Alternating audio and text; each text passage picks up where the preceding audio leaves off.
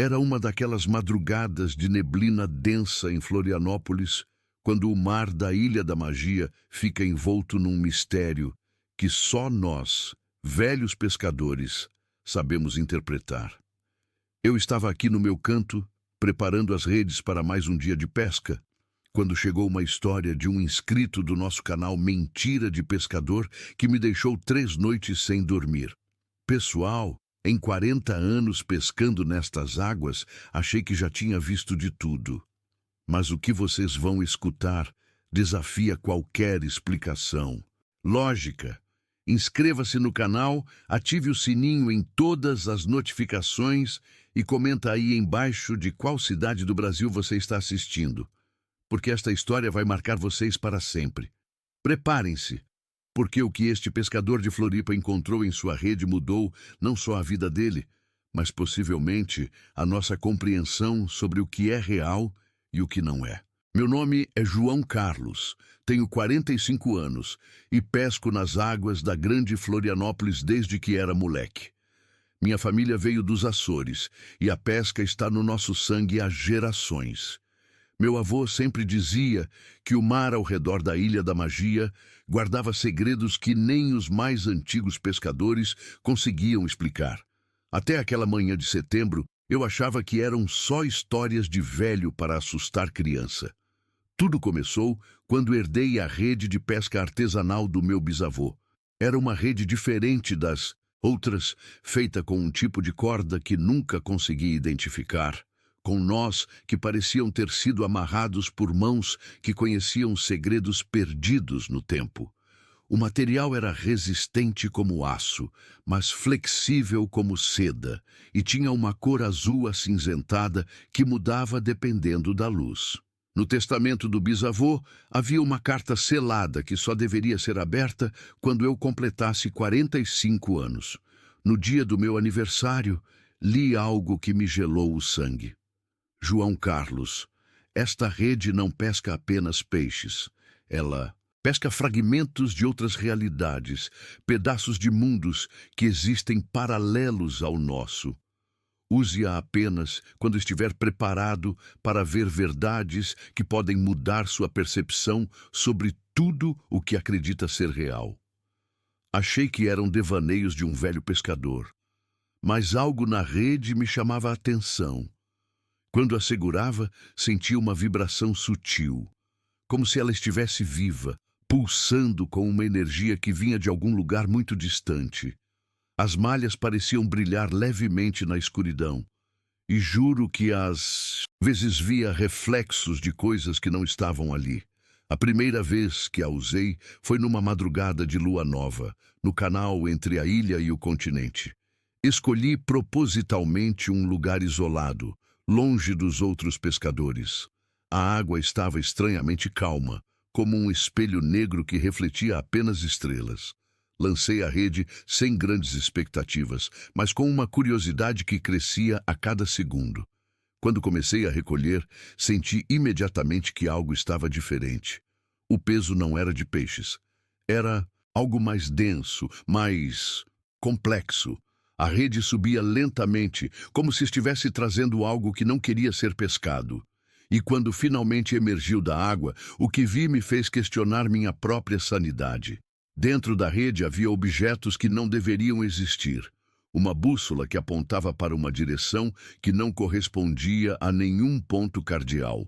Um frasco com água que brilhava com luz própria. E um mapa desenhado em material que parecia papel, mas que era indestrutível.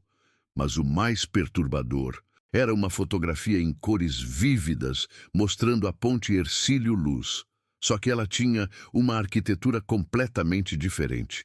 Torres mais altas, cabos dourados e, ao fundo, uma Florianópolis com edifícios que jamais foram construídos. No verso da foto estava escrito com uma letra que reconheci como minha. João Carlos. Esta é a Florianópolis da dimensão paralela. Aqui você se tornou arquiteto em vez de pescador. Sua vida foi completamente diferente, mas o amor pelo mar permaneceu o mesmo. Passei horas analisando cada objeto. A bússola apontava sempre para o mesmo lugar, independente de onde eu estivesse. O frasco com água luminosa nunca esfriava nem esquentava, mantendo sempre a mesma temperatura. E o mapa mostrava uma ilha que tinha a mesma forma de Florianópolis, mas com geografia ligeiramente modificada. Praias em lugares diferentes, morros com outros formatos, lagoas onde deveria haver terra firme. Naquela noite não consegui dormir. Os objetos ficaram na mesa da cozinha e eu os observava como se fossem evidências de um crime que eu não conseguia compreender. A fotografia me perturbava especialmente. Como era possível que eu tivesse escrito algo no verso de uma foto que mostrava uma realidade onde eu havia tomado decisões completamente diferentes na vida? E foi então que percebi algo que me fez o sangue gelar nas veias. Na manhã seguinte, quando acordei, encontrei mais uma fotografia sobre a mesa da cozinha. Desta vez, mostrava o mesmo João Carlos da primeira. E foto, mas alguns anos mais velho, vestido de terno, em pé ao lado de uma mulher que eu não conhecia, com duas crianças que tinham meus olhos. Estavam todos sorrindo em frente a uma casa moderna com vista para uma baía que parecia a de Florianópolis, mas com um horizonte ligeiramente diferente. No verso desta segunda foto estava escrito: "Esta é minha família na dimensão paralela. Marina, minha esposa, é bióloga marinha. Nossos filhos, Pedro e Ana, têm 8 e 6 anos. Eles adoram quando conto. Histórias sobre o tio pescador que vive numa realidade onde papai escolheu o mar em vez da arquitetura." A caligrafia era indiscutivelmente minha, mas eu não me lembrava de ter escrito aquilo. Pior ainda, as informações pareciam reais demais para serem inventadas. O nome Marina me soava familiar, como se fosse uma lembrança enterrada no fundo da minha mente. E as crianças? Quando olhava para seus rostos na foto, sentia uma ternura inexplicável, como se fossem realmente meus filhos. Decidi investigar. Fui ao cartório de registros públicos e pesquisei por uma marina bióloga marinha em Florianópolis. Não encontrei nenhuma com esse perfil profissional. Procurei em redes sociais, universidades, institutos de pesquisa. Nada. Era como se a marina da foto existisse apenas na dimensão mostrada pela rede. Mas minha inquietação só aumentou quando voltei para casa. Na mesa havia aparecido um terceiro objeto. Um diário encadernado em couro com meu nome gravado na capa.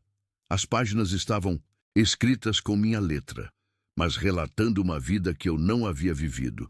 Descreviam minha formação em arquitetura, o encontro com Marina durante um projeto de revitalização da orla, nosso casamento, o nascimento dos filhos. Hoje Pedro me perguntou por que o mar é azul. Lia uma das páginas. Expliquei sobre a dispersão da luz, mas ele quis saber por que, na nossa dimensão, o mar tem exatamente essa cor e não outra. É impressionante como crianças fazem perguntas que nos fazem questionar a natureza da realidade. Cada página do diário era mais perturbadora que a anterior. O João Carlos arquiteto conhecia a existência do João Carlos pescador. Mais do que isso, ele estava tentando se comunicar comigo através dos objetos que a rede pescava. "Querido eu pescador", dizia uma página datada do dia anterior, "sei que você encontrou nossa rede especial. Aqui na minha dimensão, eu tenho uma mesa de desenho que às vezes produz plantas arquitetônicas de casas onde você poderia viver. É nossa forma de mantermos contato entre as realidades paralelas. A rede e a mesa são objetos gêmeos, criados por nosso bisavô, que, ao que parece, sabia muito mais sobre a natureza multidimensional da realidade do que qualquer um de nós imaginou."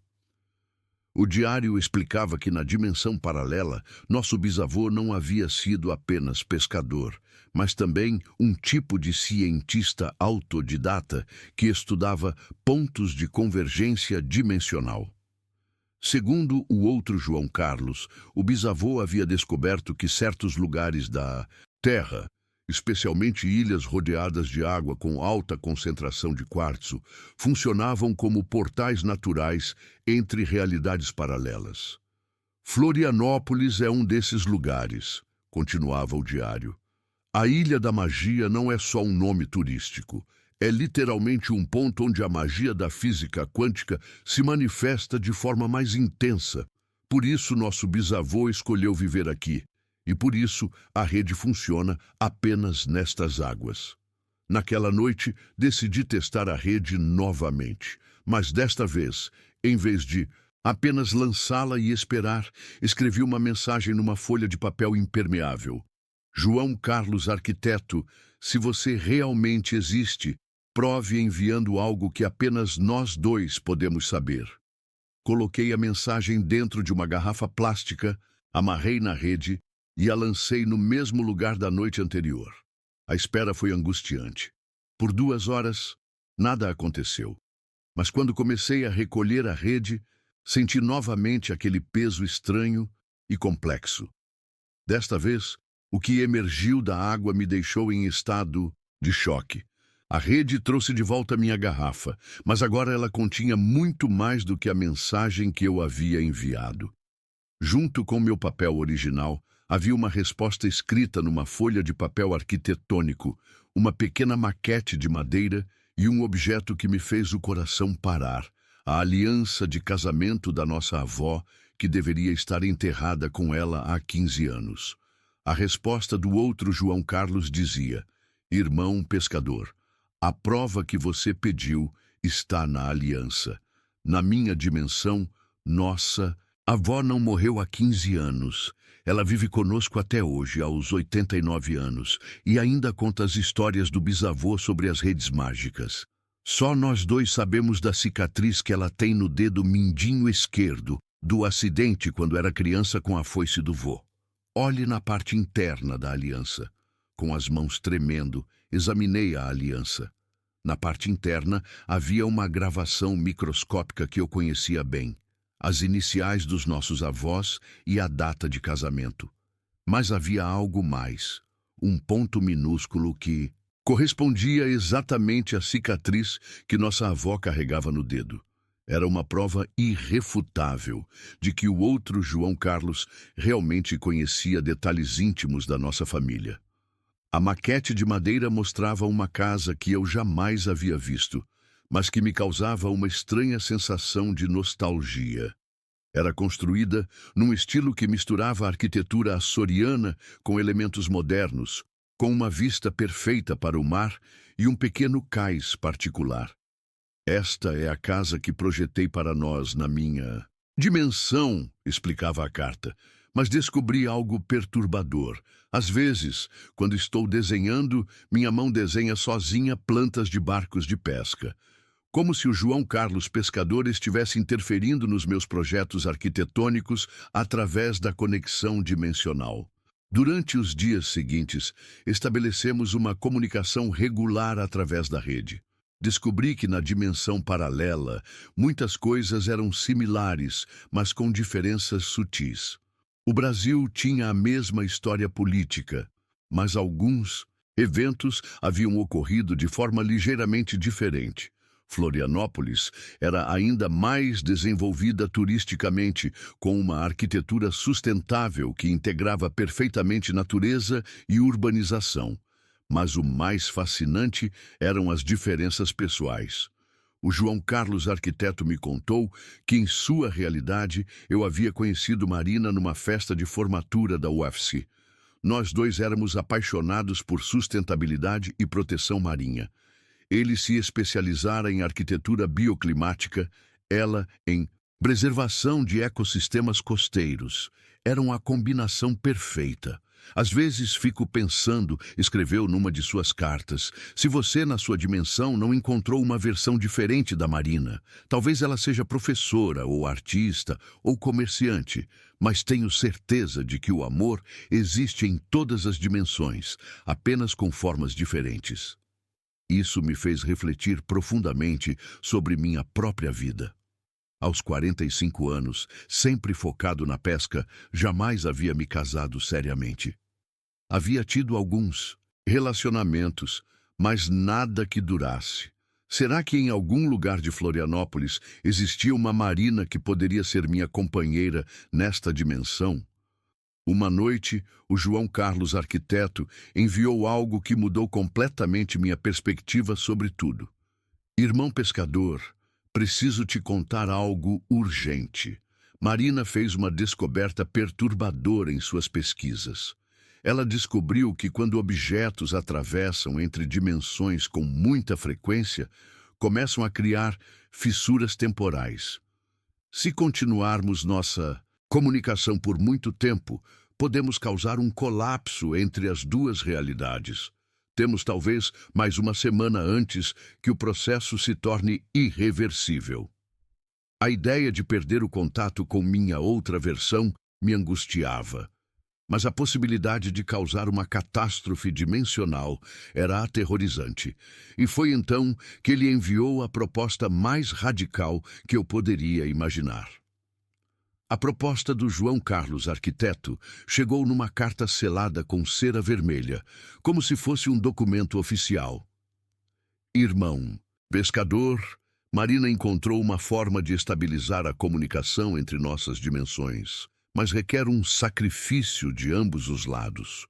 Um de nós pode atravessar permanentemente para a dimensão do outro, mas quem ficar perderá para sempre a memória de que existem realidades paralelas. É como se a natureza exigisse que apenas uma versão de João Carlos mantenha a consciência multidimensional. A carta continuava com detalhes técnicos que Marina havia descoberto. Segundo os cálculos dela, a transferência deve acontecer durante um eclipse lunar, quando as energias magnéticas da Terra estão em estado de transição. O próximo eclipse visível em Florianópolis será daqui a 5 dias. Temos esse tempo para decidir.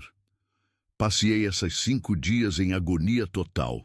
De um lado, a possibilidade de conhecer Marina e ter a família que sempre senti que me faltava. Do outro, a certeza de que abandonaria a vida de pescador que amava, numa cidade que talvez fosse diferente demais daquela onde cresci. Mas havia algo mais que me perturbava. As pessoas da minha Florianópolis, meus amigos pescadores, meus vizinhos, a dona do restaurante onde almoçava todos os dias. Se eu desaparecesse para outra dimensão, eles se lembrariam de mim? Ou minha ausência criaria uma nova linha temporal onde eu nunca teria existido? No 4º dia antes do eclipse, recebi a última comunicação do João Carlos arquiteto. Desta vez, não veio através da rede, mas apareceu diretamente na minha mesa quando acordei. Irmão, Marina descobriu algo que muda tudo. Ela encontrou registros do nosso bisavô sobre outros casos de comunicação interdimensional na família. Aparentemente, isso acontece a cada 2 gerações. Nosso trisavô se comunicava com uma versão dele que era padre em vez de pescador. Nosso pentavô trocava cartas com uma versão que havia emigrado para a Austrália. A revelação era chocante. Nossa família carregava esse gene dimensional há gerações, mas havia mais. O bisavô deixou instruções específicas para este momento. Segundo ele, não devemos tentar a transferência. Em vez disso, devemos usar o eclipse para selar nossa comunicação de forma positiva. Enviaremos um ao outro um objeto que represente nossa versão da felicidade. Depois disso, as dimensões se separarão permanentemente, mas ambos carregaremos um pedaço da realidade do outro. Marina sugeriu que eu te envie a chave da nossa casa dos sonhos. E você deveria me enviar algo que represente a paz que encontrou no mar. Assim, ambos teremos símbolos concretos de que existe uma versão nossa que encontrou exatamente o que procurava na vida. Na noite do eclipse, preparei meu último lançamento da rede mágica. Como presente dimensional, escolhi uma bússola de madeira que meu avô havia feito para mim quando era criança. Era o objeto que mais representava minha conexão com o mar e com as tradições da família. O eclipse começou às 22h30. À medida que a sombra da Terra cobria a Lua, as águas ao redor de Florianópolis adquiriram uma coloração prateada sobrenatural. Lancei a rede pela última vez, com a bússola amarrada numa pequena caixa impermeável. Quando recolhi a rede, além da minha caixa, que havia sido substituída por outra idêntica, encontrei o presente do João Carlos Arquiteto. Uma chave dourada com formato único, claramente feita sob medida para uma fechadura específica. Junto veio uma última carta. Esta chave abre a porta da nossa casa dos sonhos. Um dia, quando você menos esperar, encontrará a fechadura para a qual ela foi feita. No momento exato em que a lua ficou completamente eclipsada, senti uma energia poderosa percorrer meu corpo. A rede perdeu seu brilho especial e se transformou numa rede comum.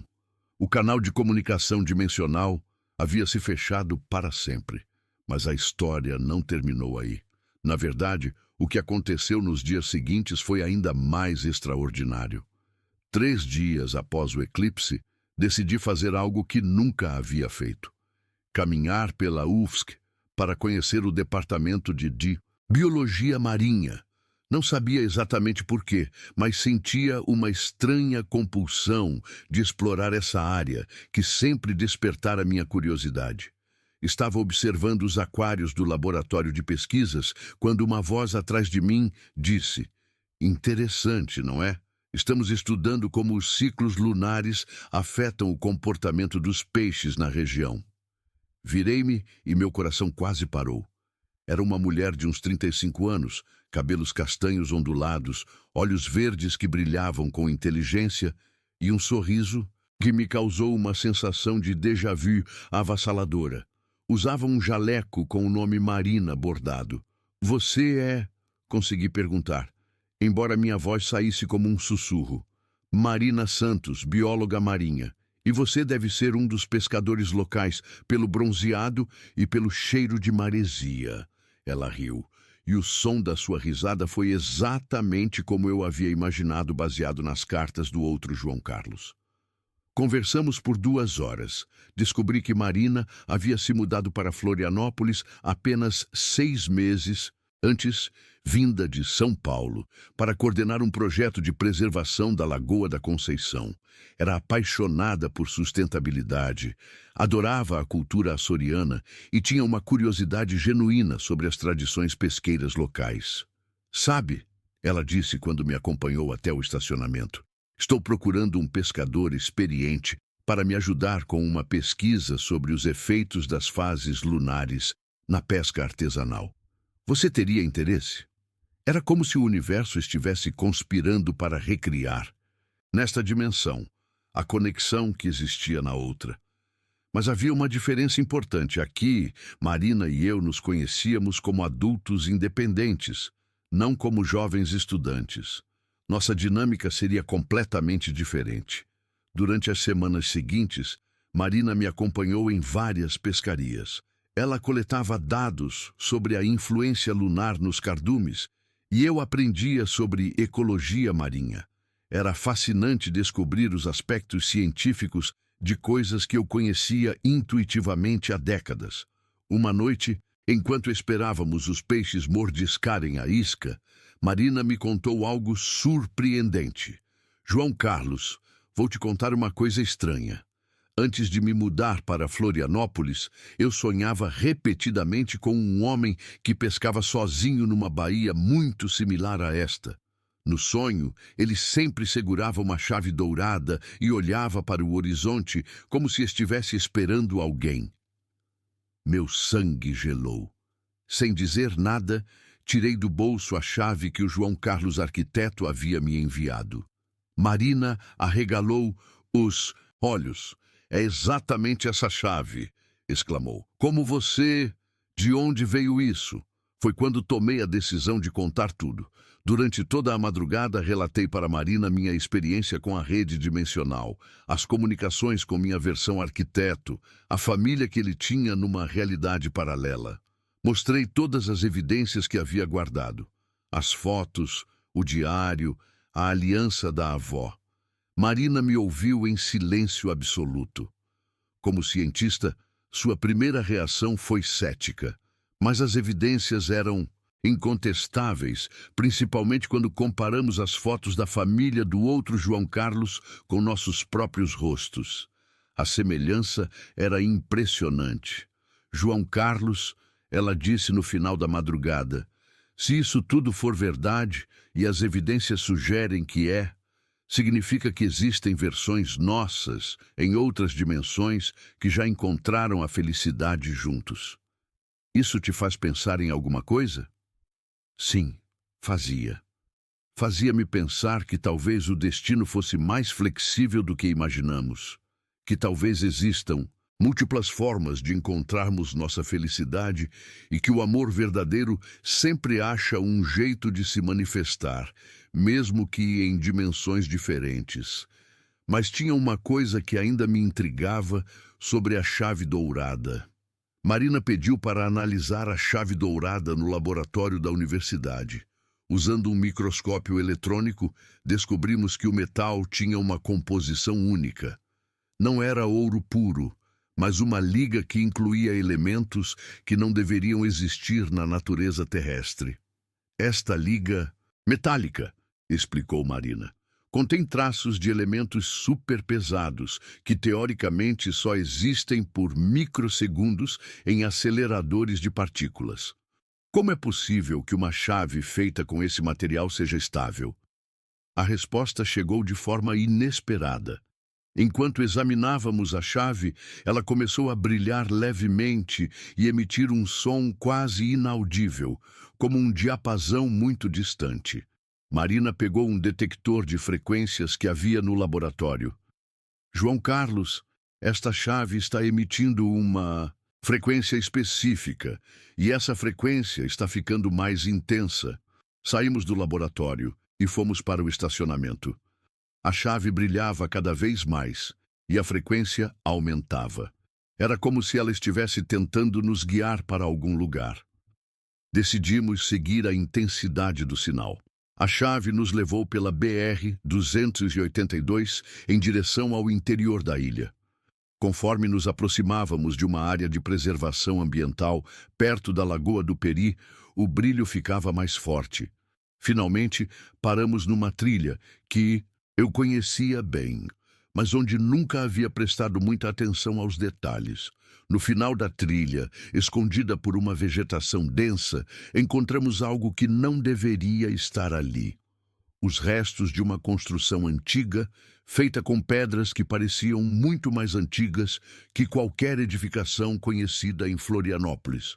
A chave dourada se encaixava perfeitamente numa fechadura de bronze incrustada numa parede de pedra. Quando a giramos, uma seção da parede se abriu como uma porta secreta.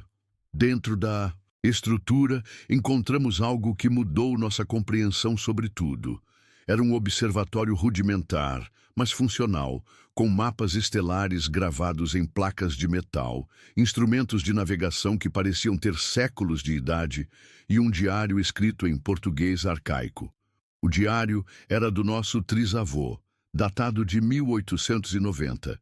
Nele, ele descrevia suas experiências com comunicação entre mundos paralelos e suas descobertas sobre os pontos de convergência dimensional em Florianópolis.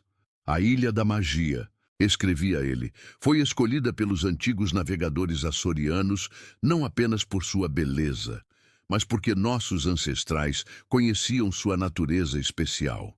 As pedras de quartzo na formação geológica da ilha criam um campo magnético único que permite a comunicação entre realidades próximas. Mas a descoberta mais impressionante estava na última página do diário. Deixo este observatório para meus descendentes que herdarão o dom dimensional. Eles saberão quando o momento certo chegou, pois a chave dourada os guiará até aqui. E quando chegarem, encontrarão não apenas respostas sobre o passado, mas também instruções sobre o futuro. Numa caixa de metal, encontramos essas instruções. Plantas detalhadas para construir uma versão moderna do observatório, usando tecnologia contemporânea para amplificar as propriedades dimensionais do local. Marina estava fascinada. João Carlos, se construirmos isso, poderíamos estudar cientificamente o fenômeno da comunicação interdimensional.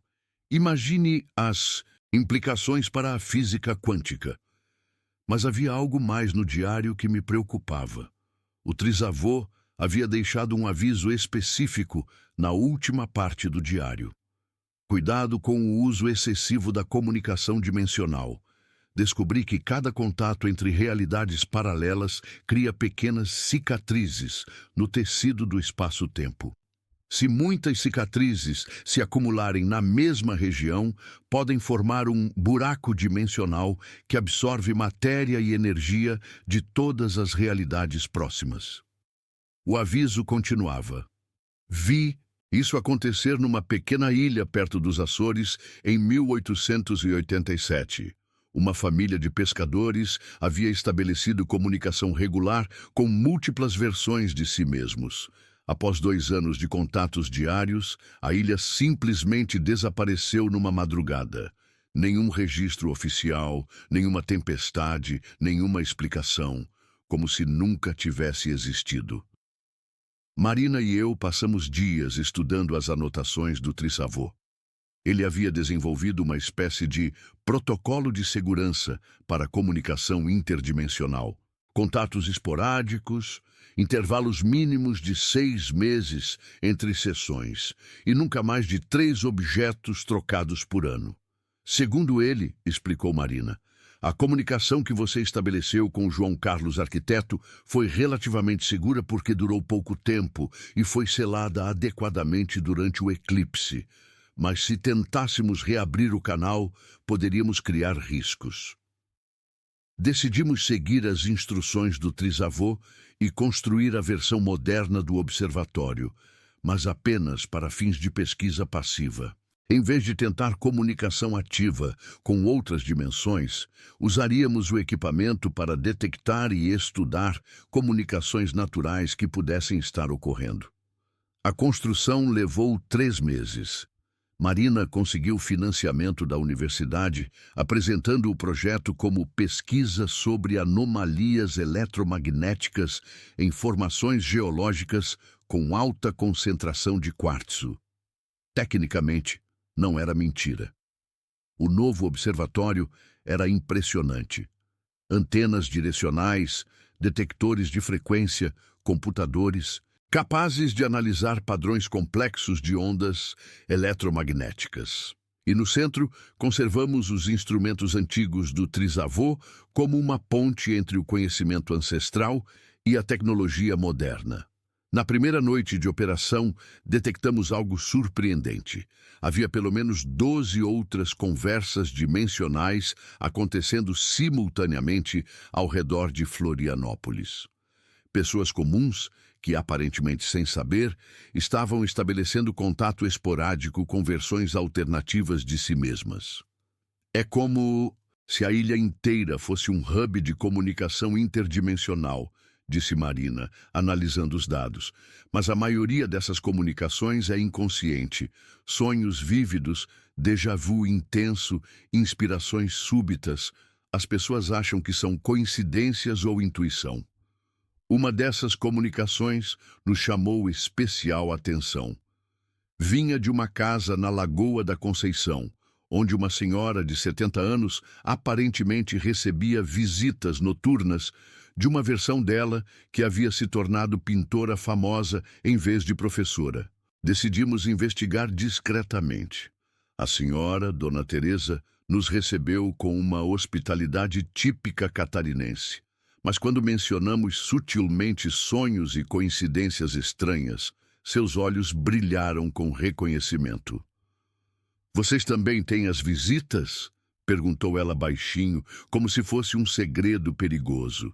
Descobrimos que Dona Teresa sabia exatamente o que estava acontecendo com ela, mas nunca havia contado para ninguém por medo de ser considerada louca. E foi então que ela nos contou, algo que mudou tudo. Dona Teresa nos levou para seu ateliê improvisado no quintal. As paredes estavam cobertas de pinturas que ela insistia não se lembrar de ter feito. Eram obras tecnicamente perfeitas, com um estilo único que misturava realismo e surrealismo, sempre retratando a mesma Florianópolis, mas com pequenas diferenças arquitetônicas. Acordo de manhã e encontro uma nova pintura, quase tentar novamente, Bablo continuar editar. Capítulo 8, continuação. Acordo de manhã e encontro uma nova pintura, quase terminada, explicou Dona Teresa. Mas não são minhas mãos que a fazem. É como se a Teresa pintora da outra dimensão estivesse usando meu corpo para criar arte neste mundo. E em troca, eu tenho sonhos onde sou uma artista famosa, com exposições em galerias de São Paulo e até Paris. As pinturas eram extraordinárias. Mostravam uma Florianópolis onde a urbanização havia sido feita com muito mais cuidado ambiental. Prédios integrados à vegetação nativa, pontes que pareciam esculturas naturais e uma orla onde arquitetura moderna e paisagem se fundiam harmoniosamente. A Teresa pintora me envia mensagens através das telas, continuou ela, apontando para detalhes nas pinturas. Olhem bem nos cantos inferiores direitos.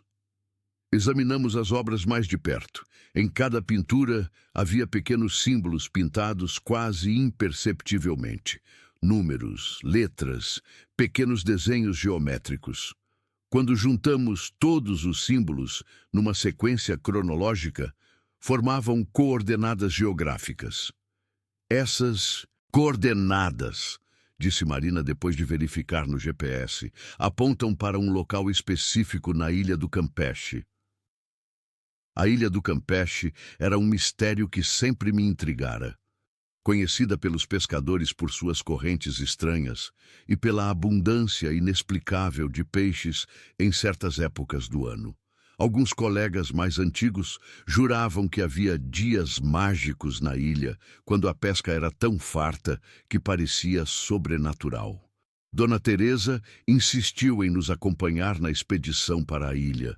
Se a Teresa, pintora, está me guiando até lá, é porque tem algo importante para me mostrar, disse com uma determinação que não aceitava contra-argumentos. Fretamos um barco para o dia seguinte. Durante a viagem de 30 minutos até a ilha, Dona Teresa ficou estranhamente agitada. Estou sentindo ela, murmurava. A Teresa pintora está ficando mais próxima. É como se as duas dimensões estivessem se tocando neste lugar. As coordenadas nos levaram para uma parte isolada da ilha, longe das trilhas turísticas. Entre as rochas vulcânicas, encontramos uma formação geológica única. Uma caverna natural cujas paredes eram completamente cobertas de quartzo cristalino. Meu Deus, sussurrou Marina. Esta caverna é como um amplificador natural de campos eletromagnéticos. Se nossa teoria estiver correta, este deve ser um dos pontos de convergência dimensional mais poderosos da região. No centro da caverna havia algo que nos deixou sem fala. Uma mesa de pedra natural sobre a qual estavam dispostos objetos que, claramente, não pertenciam à nossa dimensão. Pincéis feitos de materiais desconhecidos, tintas que brilhavam com luz própria, e uma paleta de cores que incluía tons que nossos olhos não conseguiam processar completamente. Dona Teresa se aproximou da mesa como se estivesse em transe. Ela está aqui, sussurrou. A Teresa pintora. Posso sentir sua presença. Subitamente, as mãos de Dona Teresa começaram a se mover sozinhas, pegando os pincéis e as tintas interdimensionais. Em 15 minutos, ela criou uma pintura que mostrava a caverna onde estávamos, mas com 3 figuras. Marina, eu e uma quarta pessoa que eu reconheci imediatamente como João Carlos, arquiteto da dimensão paralela. Ele está vindo, disse Dona Teresa com uma voz que não parecia completamente sua. O eclipse criou uma abertura temporária. Ele tem 3 horas para passar uma mensagem final antes que o portal se feche para sempre. E foi então que vi algo que me fez questionar tudo o que achava que sabia sobre realidade. No fundo da caverna, uma seção da parede de quartzo começou a brilhar com uma luz dourada. Lentamente, como se fosse um espelho se materializando, a superfície ficou transparente, e através dela pudemos ver o outro lado da dimensão. Lá estava ele, o João Carlos, arquiteto, numa caverna idêntica à nossa, mas acompanhado de uma Marina ligeiramente diferente e 2 crianças que reconheci das fotografias. Eles podiam nos ver tão claramente quanto nós os víamos. "Irmão pescador!" exclamou o outro João Carlos, aproximando-se do portal dimensional. "Conseguimos!" Marina descobriu como reabrir o canal por algumas horas durante a ressonância pós-eclipse. A Marina da outra dimensão se aproximou também. Era fascinante ver como ela era similar à nossa Marina, mas com pequenas diferenças. Cabelos um pouco mais compridos, alguns traços faciais sutilmente modificados, um jeito de gesticular ligeiramente distinto. "Olá, Marina pescadora", disse ela com um sorriso caloroso. "João, Carlos arquiteto me contou muito sobre vocês. É surreal poder finalmente nos conhecermos." As crianças, Pedro e Ana, estavam fascinadas com a situação. Para eles, era como se estivessem conversando através de uma televisão mágica com seus tios alternativos. Durante a conversa que se seguiu, descobrimos coisas impressionantes sobre as diferenças entre as dimensões. Na realidade deles, Florianópolis havia se tornado um modelo mundial de cidade sustentável.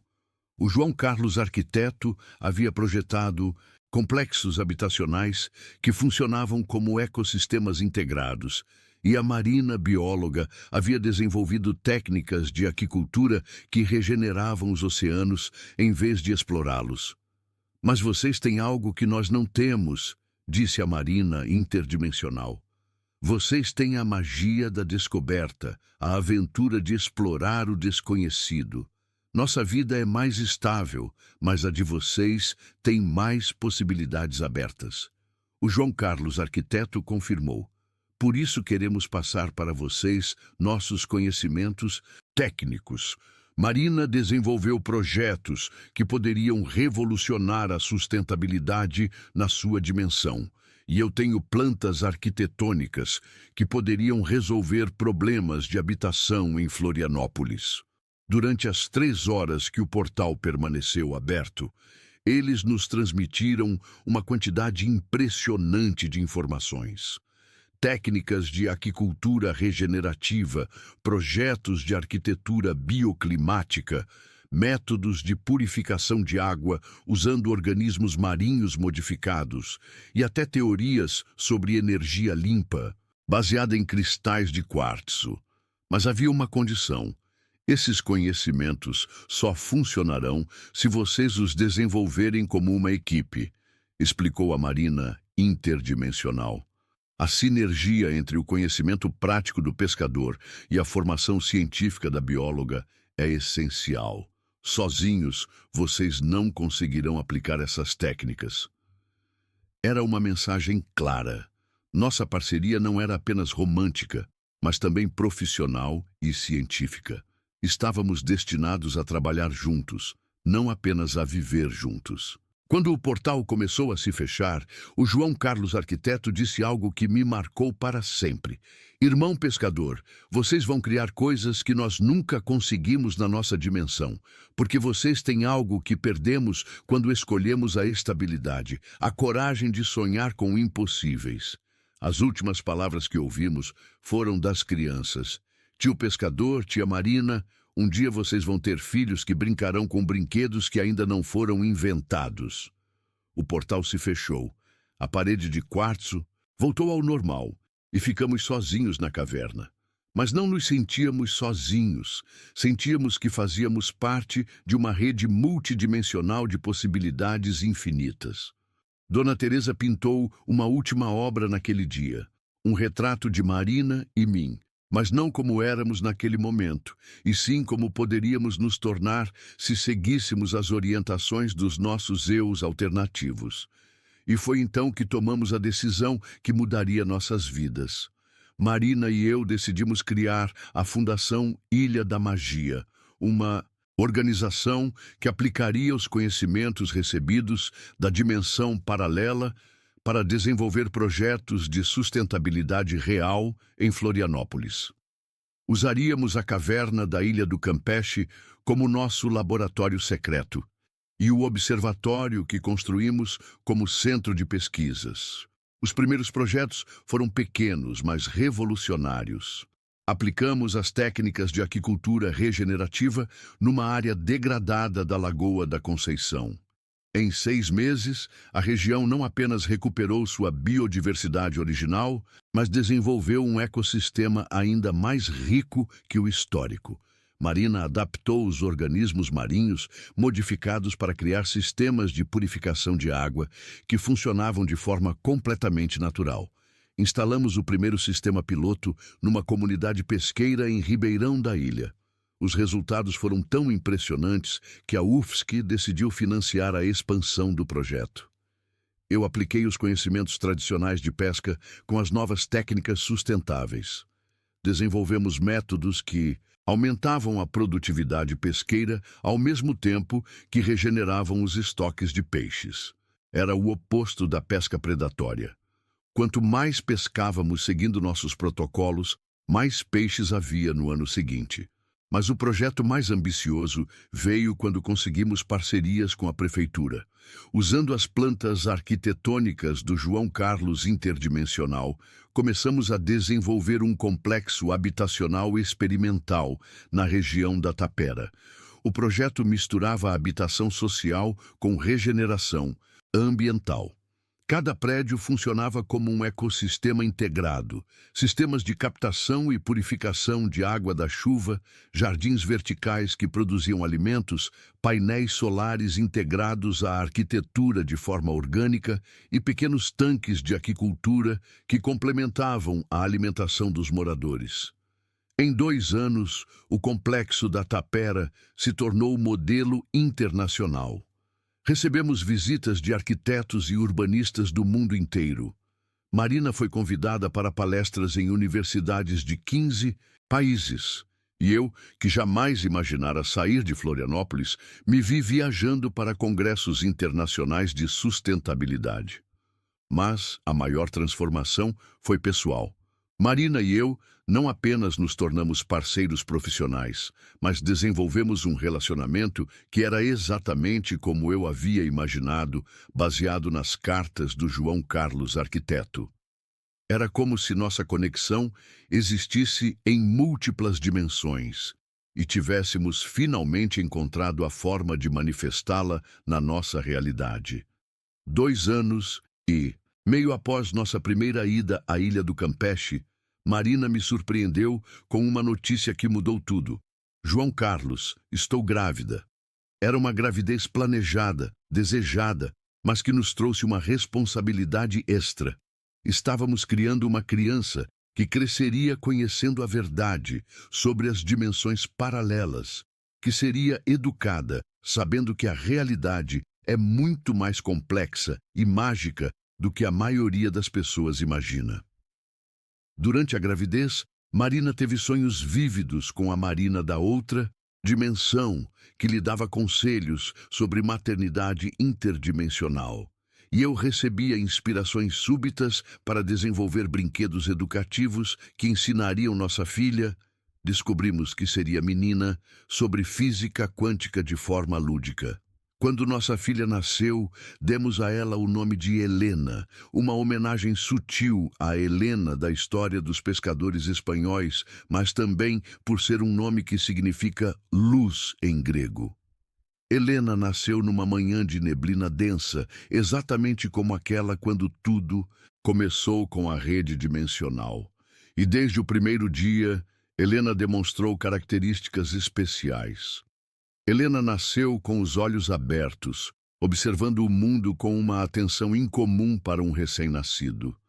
Mas o mais surpreendente eram seus olhos. Eles mudavam de cor, dependendo da luz, variando entre azul, verde e dourado, como se refletissem as cores de múltiplas dimensões. Conforme crescia, Helena demonstrava habilidades que desafiavam explicações convencionais. Aos 6 meses, ela reagia a objetos que não estavam visíveis para Marina e mim, seguindo com o olhar coisas que se moviam no ar. Às vezes, apontava para cantos vazios da casa e ria, como se estivesse brincando com crianças invisíveis. Aos 9 meses, Helena começou a desenhar. Obviamente, não segurava lápis adequadamente, mas quando colocávamos giz de cera na sua mão, ela fazia movimentos intencionais que criavam formas geométricas perfeitas. Suas obras sempre incluíam espirais e padrões que lembravam as gravações dos anzuelos dimensionais.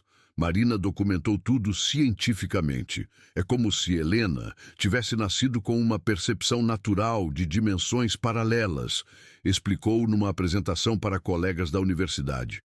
Ela não vê isso como sobrenatural, porque para ela sempre foi normal. Quando Helena completou 1 ano, decidimos levá-la pela primeira vez à ilha do Campeche. A reação dela foi impressionante. Assim que chegamos perto da caverna de quartzo, ela ficou extremamente agitada, apontando para a parede onde o portal havia se aberto, balbuciando sons que pareciam querer formar palavras. Dentro da caverna, Helena se dirigiu diretamente para a mesa de pedra onde Dona Teresa havia pintado com materiais interdimensionais. Havia um pincel esquecido lá, e Helena o pegou com uma coordenação motora impossível para sua idade. Em 15 minutos, nossa filha de 1 ano criou uma pintura que nos deixou em estado de choque. Mostrava 4 figuras: Marina, eu, ela própria como uma criança maior e uma 4ª figura que reconhecemos como uma versão mais velha de Helena, claramente vinda de outra dimensão. Dona Teresa, que havia se tornado praticamente uma avó adotiva para Helena, interpretou a pintura. Ela está se comunicando com a versão dela da outra dimensão. As 2 Helenas estão crescendo em paralelo, compartilhando conhecimentos através do sonho e da intuição. Era uma possibilidade fascinante e assustadora. Nossa filha estaria destinada a viver simultaneamente em múltiplas realidades? Seria capaz de acessar conhecimentos e habilidades de suas versões alternativas? Nos meses seguintes, Helena começou a falar mais cedo que o normal, mas suas primeiras palavras foram em idiomas que Marina e eu não reconhecemos.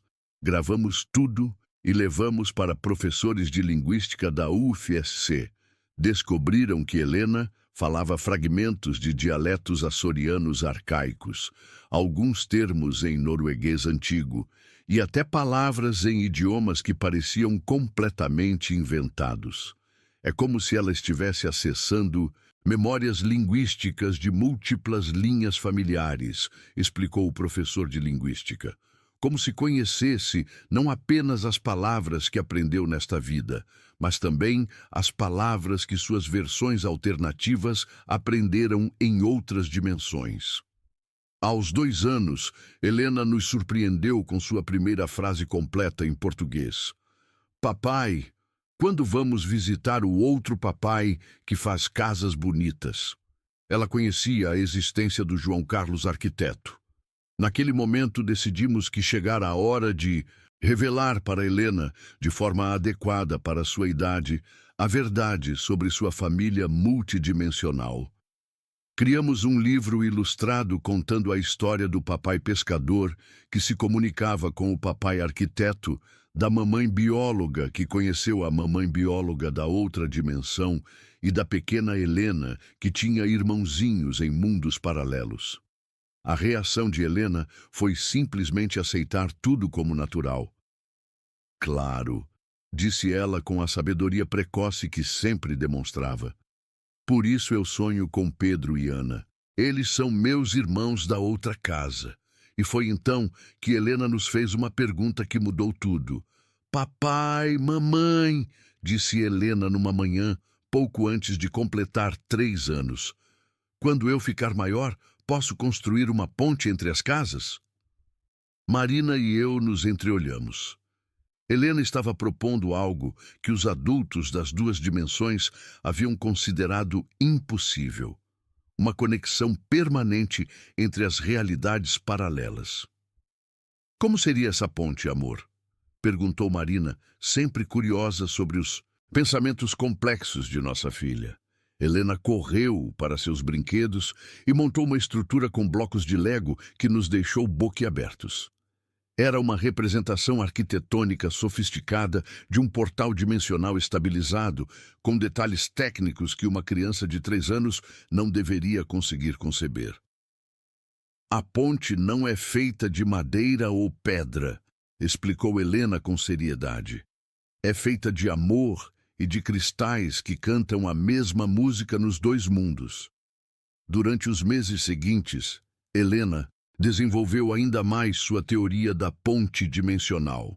Desenhou plantas detalhadas, criou maquetes com materiais diversos e até começou a formular equações matemáticas básicas que, segundo Marina, tinham fundamentos científicos sólidos. É impossível, murmurava Marina, analisando os desenhos de Helena. Mas é impossível de uma forma que faz sentido. Como se ela tivesse acesso a conhecimentos que ainda não descobrimos. Decidimos testar as teorias de Helena de forma controlada. Voltamos à Ilha do Campeche com equipamentos mais sofisticados, incluindo sensores de campo eletromagnético e dispositivos de medição quântica que Marina havia conseguido emprestado da universidade. Helena dirigiu a operação como se fosse uma engenheira experiente.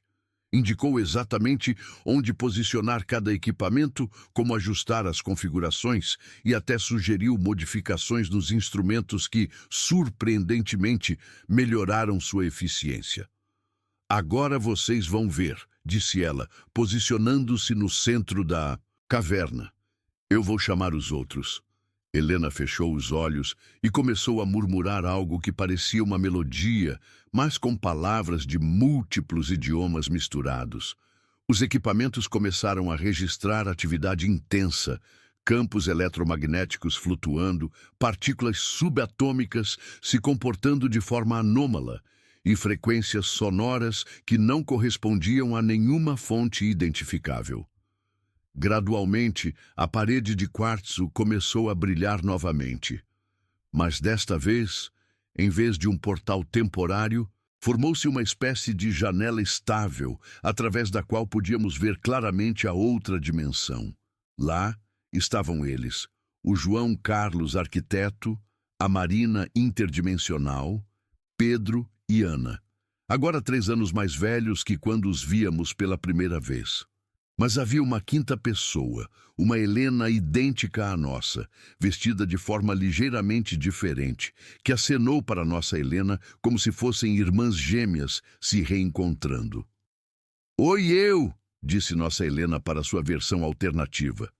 Conseguimos! As 2 Helenas começaram a conversar naturalmente, alternando entre português e idiomas que nenhum dos adultos compreendia. Era como se tivessem um código secreto desenvolvido através de sonhos compartilhados. Durante a conversa, descobrimos que, na outra dimensão, Helena também havia proposto construir uma ponte entre os mundos. As 2 versões da nossa filha haviam trabalhado em paralelo, cada uma guiando seus pais para desenvolver a tecnologia necessária. Vocês precisam entender, disse a Helena interdimensional para nós, que a ponte não é para visitação, é para compartilhamento de conhecimento. Nossos mundos podem ajudar um ao outro sem que as pessoas mudem de dimensão. A proposta era revolucionária. Em vez de intercâmbio pessoal entre dimensões, estabeleceríamos um sistema de troca de informações que beneficiaria ambas as realidades sem causar instabilidades temporais. Marina, da outra dimensão, havia desenvolvido técnicas de regeneração oceânica ainda mais avançadas. O João, Carlos arquiteto, tinha projetos de cidades sustentáveis que poderiam revolucionar o urbanismo mundial. E as duas Helenas tinham ideias sobre educação interdimensional que poderiam criar uma geração de crianças com percepção expandida da realidade. Mas há uma condição, disse nossa Helena subitamente séria. A ponte só funciona se as duas famílias prometerem usar os conhecimentos apenas para ajudar outras pessoas. Nada de ficar rico ou famoso, só ajudar. Era o teste final. Nossa filha de 3 anos estava propondo um pacto ético interdimensional. Marina e eu olhamos um para o outro e soubemos qual seria a nossa resposta. Depois de tudo que havíamos vivido, depois de todas as lições sobre amor, sacrifício e responsabilidade, havia apenas uma escolha possível. Prometemos, dissemos em uníssono. E assim começou a era da colaboração interdimensional oficial entre as duas Florianópolis. E foi assim, pessoal, que um simples pescador de Florianópolis descobriu que a realidade é muito mais mágica do que qualquer um de nós imagina. João Carlos aprendeu que às vezes a rede pesca muito mais do que peixes. Pesca possibilidades, sonhos e conexões que transcendem as leis da física. Hoje, a Fundação Ilha da Magia trabalha secretamente com tecnologias que vieram de uma dimensão paralela. E Helena, que agora tem 5 anos, continua desenvolvendo teorias sobre pontes entre mundos que deixam os físicos quânticos de cabelo em pé.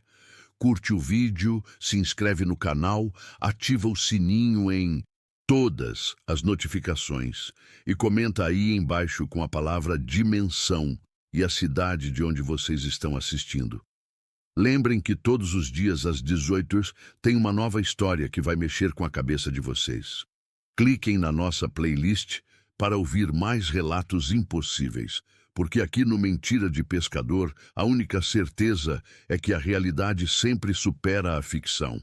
Até amanhã, pescadores do mistério.